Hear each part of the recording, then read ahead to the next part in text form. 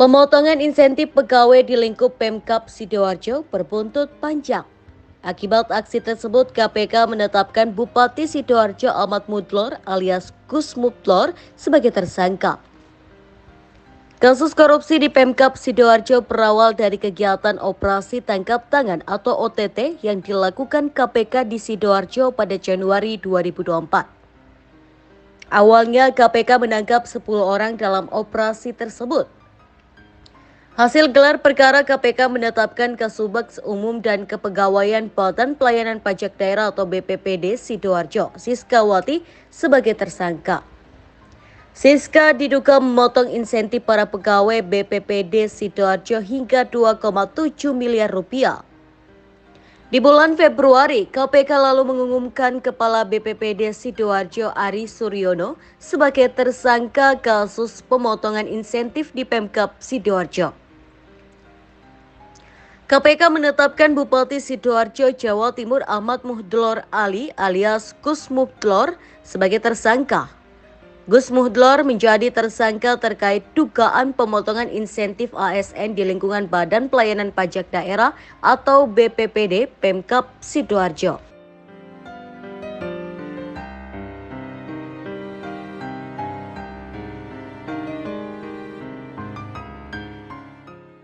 Ali belum menjelaskan lebih detail terkait peran dan sangkaan pasal untuk Gus Mudlor. Dia mengatakan KPK akan menjelaskan perkembangan kasus itu secara bertahap.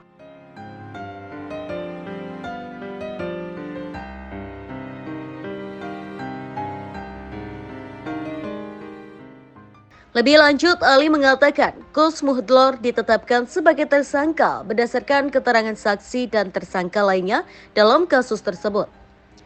Dia mengatakan gelar perkara terkait aliran dana dalam kasus itu juga telah dilakukan sebelum Gus Mudlor ditetapkan sebagai tersangka.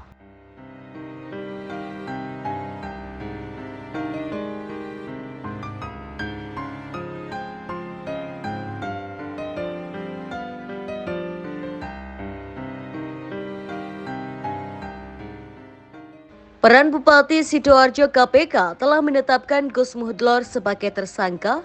Dia diduga menerima bagian dari potongan insentif ASN di Pemkab Sidoarjo senilai 2,7 miliar rupiah.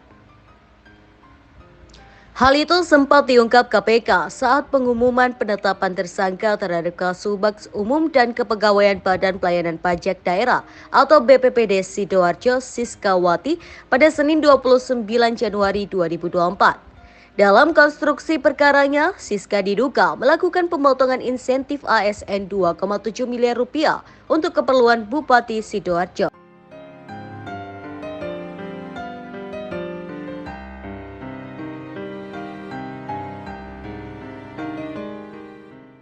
Gufron mengatakan BPPD Sidoarjo mengumpulkan pajak sebesar 1,3 triliun rupiah selama 2023. Atas perolehan itu, para ASN yang bertugas memungut pajak di BPPD Sidoarjo berhak mendapat insentif.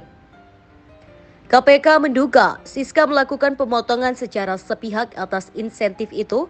Permintaan potongan dana insentif itu diduga disampaikan Siska secara lisan kepada para ASN.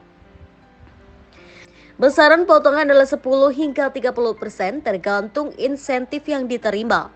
Penyerahan uang diduga dilakukan secara tunai dan dikoordinasi oleh setiap bendahara yang ditunjuk dari 3 bidang pajak daerah dan bagian sekretariat.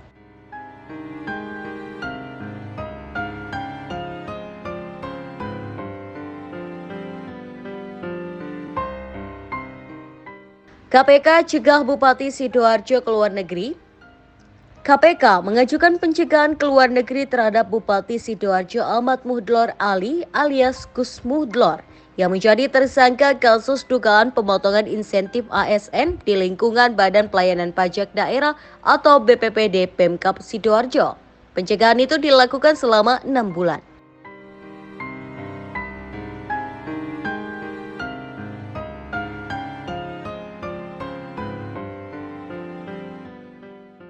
Ali mengatakan pencegahan dilakukan untuk keperluan pemeriksaan Gus Mudlor dalam kasus tersebut. Dia mengatakan pencegahan itu telah diajukan ke Ditjen Imigrasi Kemenkumham.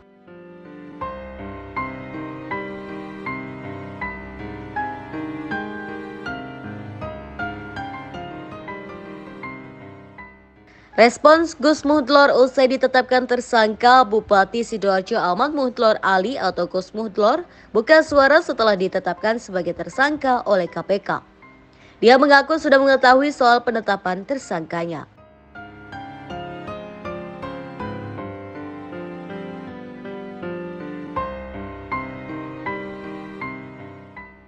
Dia mengaku siap dipanggil KPK. Muhdlor mengatakan bakal menghormati proses hukum terhadap dirinya.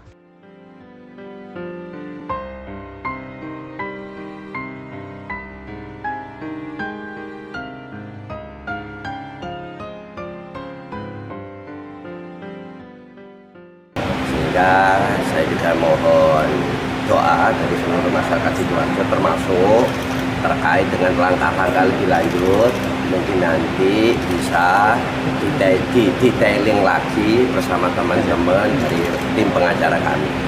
Jadi secara umum kami ingin sampaikan bahwa menghormati segala keputusan yang kemudian dikeluarkan oleh KPK. Itu ya. Terus kemudian kan ada pra-peradilan nanti ketika. Nah, itu nanti detailingnya ada di pengacara. Nanti mungkin akan kami siapkan waktu panjenengan semua agar kemudian bisa melakukan wawancara langsung dengan beliau semua. Yang jelas bahwa proses ini kami hormati, dan kemudian karena negara hukum masih banyak yang kemudian bisa ditempuh dan sebagainya, maka secara umum kami sampaikan bahwa kami menghormati keputusan yang dikeluarkan oleh KPK. Ada informasi pemanggilan, Gus? Kapan? Cukup ya? Oke, Gus. Oke ya. Juga ditetapkan sebagai tersangka oleh KPK. Terkait dengan penetapan tersebut, maka kami menghormati apa yang dilakukan oleh KPK. Pak Hukum, Pak, Iya. itu penetapannya baru sebatas pemberitaan atau sudah menerima surat dan pemberitahuan resmi dari KPK? Ya, sebenarnya beberapa hari yang lalu kita sudah mendapatkan semacam surat pemberitahuan dimulainya penyidikan, ya kan. Tetapi sampai beberapa saat kita belum ada rilis dari KPK, dan baru hari tadi kan memang kita semua sudah membaca maupun menyaksikan di media massa. Selanjutnya terkait dengan apa yang mau kita lakukan, bahwa perlu rekan-rekan ketahui pada saat OTT KPK tanggal 25 sebagaimana rilis yang disampaikan oleh KPK bahwa barang bukti dalam perkara ini sekitar 69,9 juta lah.